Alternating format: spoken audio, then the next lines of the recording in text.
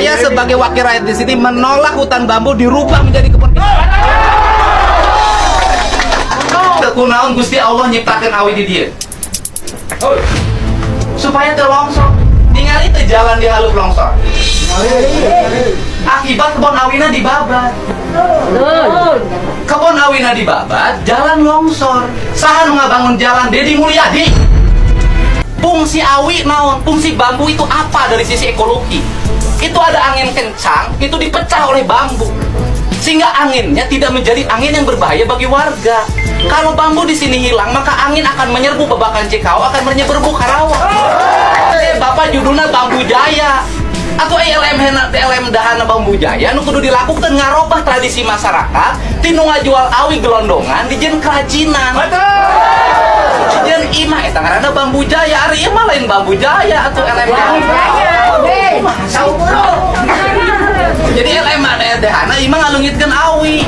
Dan Purwakarta itu, Jatiluhur itu, Sukasari itu sentra penghasil bambu terbaik. Harusnya nebang bambu itu oleh penggarap. Kalaupun mau, itu namanya kesadaran. Kesepakatan bukan oleh orang lain. Ini mah kan kayak proyek. Coba lamun eueuh nu ngadu ka kuring subuh tah.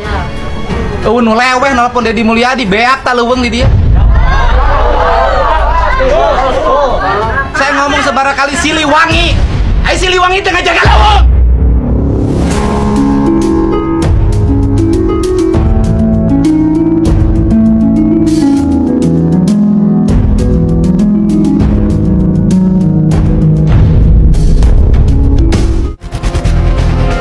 Prabu Siliwangi adalah salah satu tokoh sejarah dan legendaris yang berasal dari Jawa Barat.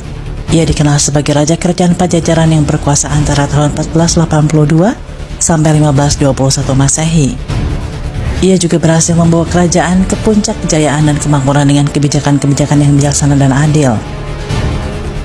Menurut sejarah, Prabu Siliwangi memiliki nama asli Jayadewata atau Sri Baduga Maharaja. Nama Siliwangi sendiri berasal dari kata silih dan wangi yang berarti pengganti atau penerus Raja Wangi. Raja Wangi adalah Maharaja Linggabuana, Raja Sunda yang gugur di Majapahit dalam peristiwa Perang Bubat pada tahun 1357 Masehi.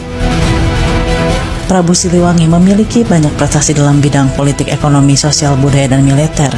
Ia membebaskan rakyatnya dari 4 macam pajak, memperkuat pertahanan dan formasi perang, membangun parit-parit dan benteng-benteng, serta menjalin hubungan baik dengan kerajaan-kerajaan lain di Nusantara. Di balik semua itu, Prabu Siliwangi juga dikenal sebagai raja yang sakti mandraguna, memiliki ilmu gaib dan mampu berkomunikasi dengan makhluk halus. Versi lain dari kisah Harimau Putih. Kisah ini bermula dari ketika Prabu Siliwangi hendak beristirahat di Curug Sawer Majalengka guna melepas lelah dalam pengembaraannya. Tanpa disangka, sekawanan macan putih gaib menghadang langkah dan hendak menerkam sang Prabu.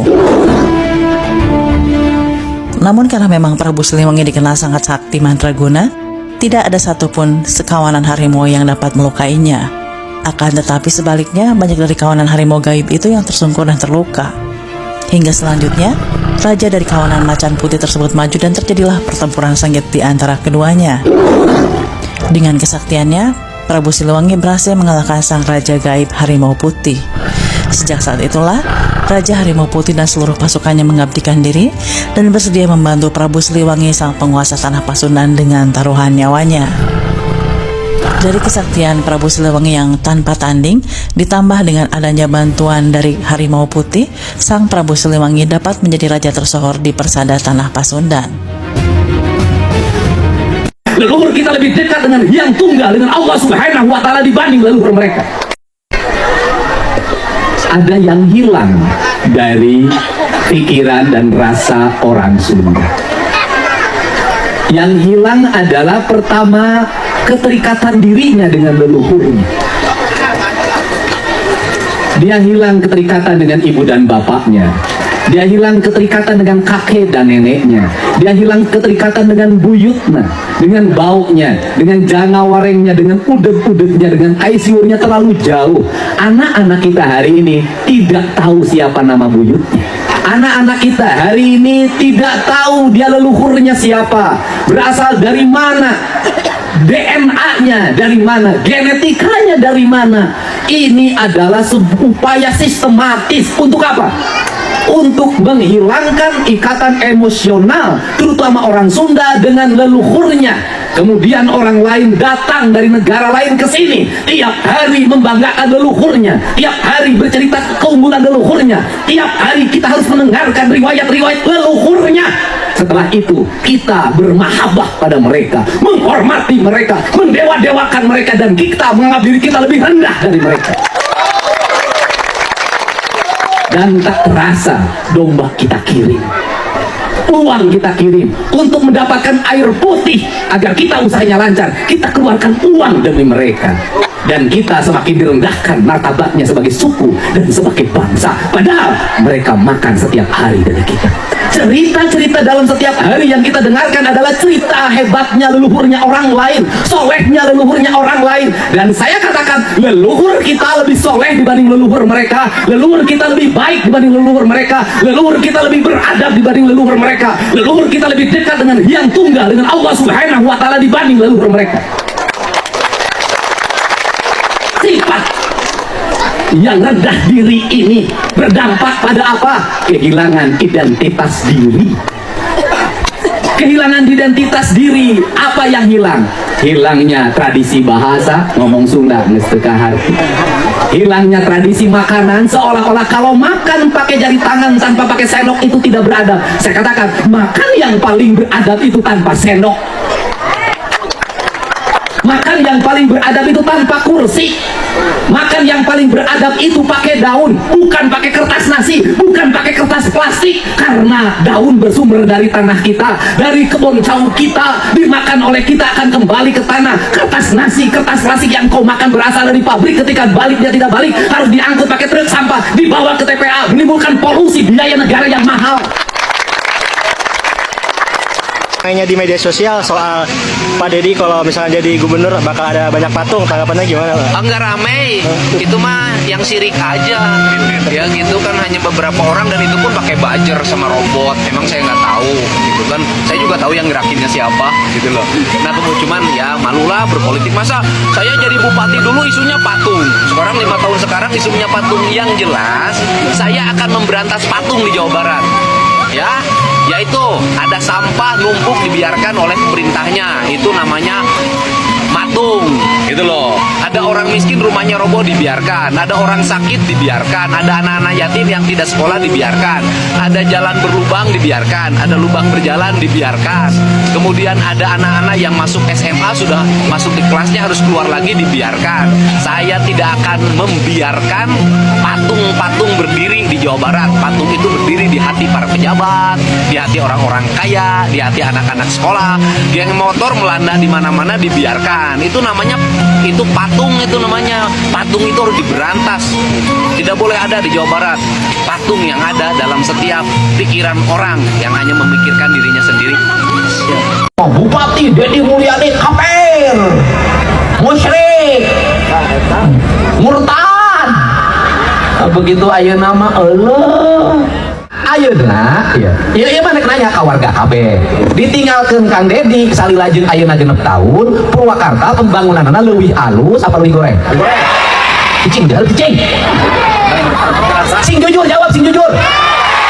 Ditinggalkan ku Kang Deddy 6 tahun, pembangunan leuwih alus zaman Kang Deddy, leuwih alus geus Kang Deddy. Benar ya?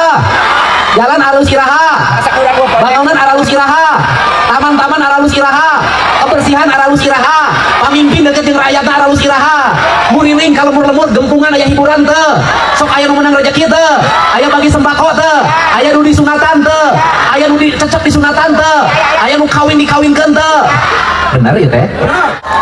Eta jalan Indorama harus menang apa nu kuring nu ngadatangan Indorama na ke komisi opat kene, tapi ka Indorama ngabangun jalan dirinya 10 miliar. Eta teh ayo geureun jadi bupati ge bisa kene mantuan. Kalau ngomongin tentang sholat 5 waktu, yang paling tepat itu ngomongin Indonesia. Oh gitu. Dari sisi terminologi. Apa coba Kang? Gimana Loh, maksudnya Kang? sholat subuh ngepas Oke. jamnya. Antara subuh dan lohor hitungannya tepat. Oke. Dari lohor ke asar hitungannya tepat. Oke. Dari asar ke maghrib hitungannya tepat. Dari maghrib ke isya hitungannya tepat. Coba Anda tinggal di Eropa. Iya. Oh, iya. Oh, di Indonesia pas ya semuanya. Ngepas, coba di Eropa. Iya, Bisa iya. siangnya lebih lama, bisa malamnya lebih lama. Iya. Jadi Indonesia ini menarik kalau dari Jadi segi salat lama. 5 waktu itu dalam konteks wilayah, Iya. bagi Indonesia sesuatu yang sangat tepat. Iya. Apa ini filosofi ikat ini, Kang? Iya, ikat itu kan mengikat pikiran, Oke. mengikat kepala. Kan ikat itu ikat kepala. Kepala terus diikat, pikiran terus diikat. Kalau diikat itu artinya dia harus diikat agar tidak terlalu pergi terlalu jauh dan agar dekat kemana, ke hati. Makanya falsafahnya kan cing caring cing pageh kancing. Artinya bahwa kekuatan manusia itu tergantung pada hatinya kancing. Set saring set pageh ikat. Nah kan gitu loh. Orang yang pageh kancingnya maka ikatnya akan kuat. Orang yang hatinya bening maka pikirannya akan bersih. Oke, filosofi itu dari Filosofi ya. itu.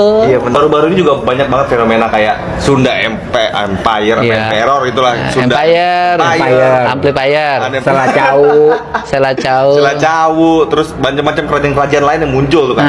Nah, pandangan Kang Deddy mengenai itu apa? Kang mengenai itu. Iya, pandangan saya pertama ada imajinasi.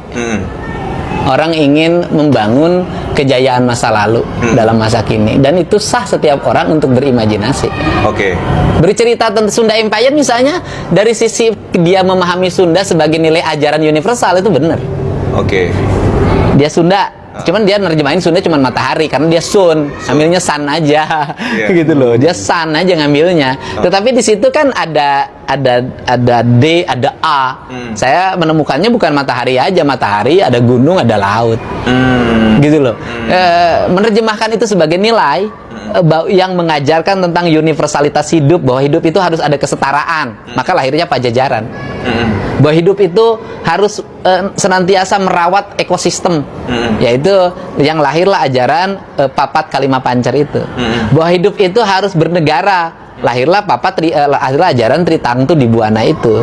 Bahwa pemimpin itu tidak boleh memperkaya diri, maka lahirlah Siliwangi. Artinya tantu ya. Iya, tangtu. Kepastian. Tangtu kepastian. Tangtu Iya, kepastian, tangtu ya. kepastian. Nah, dari sisi pemahaman itu dan Sunda tidak terikat oleh sebuah geografis wilayah. Benar dari sisi itu gitu kan, akhirnya lahirlah Sunda besar, Sunda kecil, Sunda Land kan dulu yang menjadi cerita yang diceritakan hari ini gitu, Beh. Nah, bukan wilayah dari sisi pemahaman pelajaran, ajaran gitu loh. Kan cuman yang menjadi problem dari Sunda Empire cuma satu aja gitu loh, bahwa seluruh nilai itu akan bangkit kembali dan saya pemimpinnya, dan di sini letaknya itu yang Iyalah. yang Kenapa ente pemimpinnya? iya, kenapa itu aja problemnya. Dalam posisi tidak ada kesiapan. Oke. Kan kalau ada kesiapan, saya memimpin dunia hari ini memiliki kesiapan. Ada rekening sekian triliun, sekian puluh ribu triliun di bank gitu loh. Mungkin pernah membangun masjid, yang bisa menggerakkan negara, menolong negara-negara miskin, Beh. Jadi kelemahan mereka ini wadul. Iya, persoalannya. Ngebohong.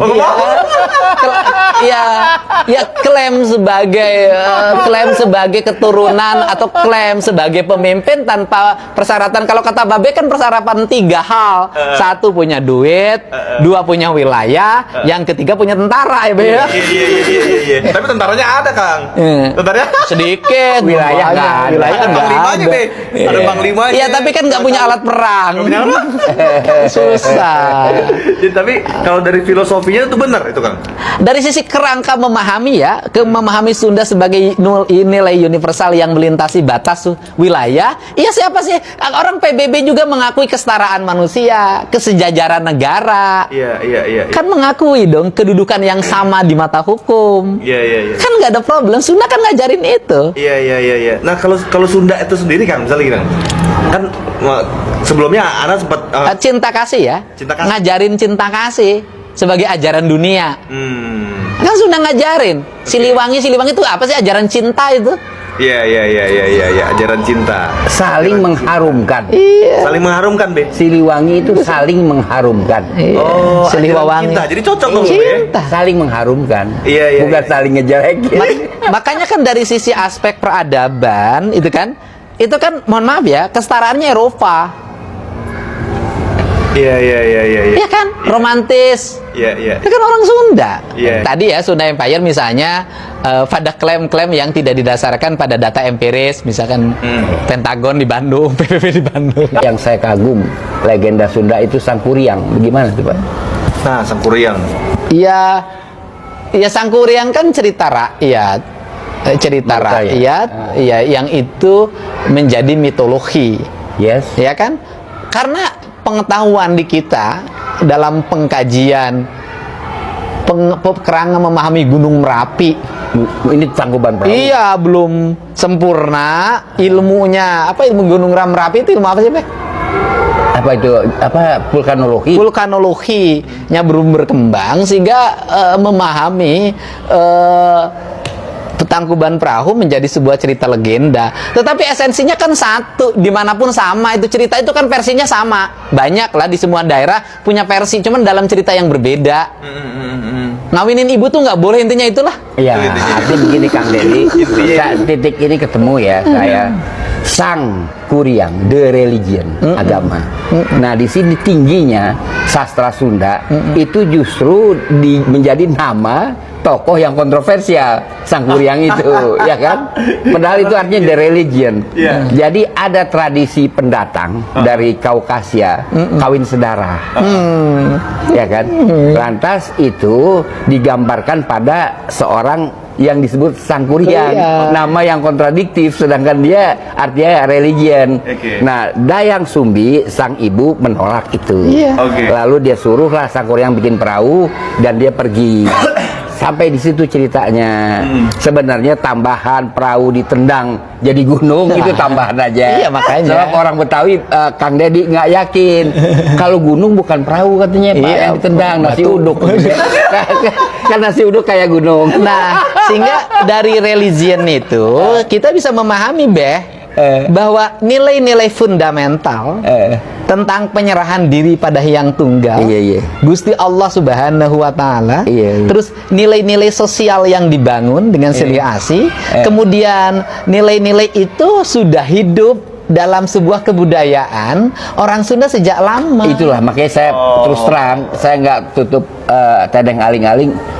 Legenda atau folk tale yang saya paling menarik adalah Sang Kuriang. Iya. Iya. Artinya bahwa dari Iya. dari sisi aspek nilai ajaran, orang Sunda sudah memiliki kedudukan ajaran yang sangat tinggi. Betul. Gitu. Mengharamkan kawin sedara, gitu bahasa babe ya, mengharamkan tidak makan.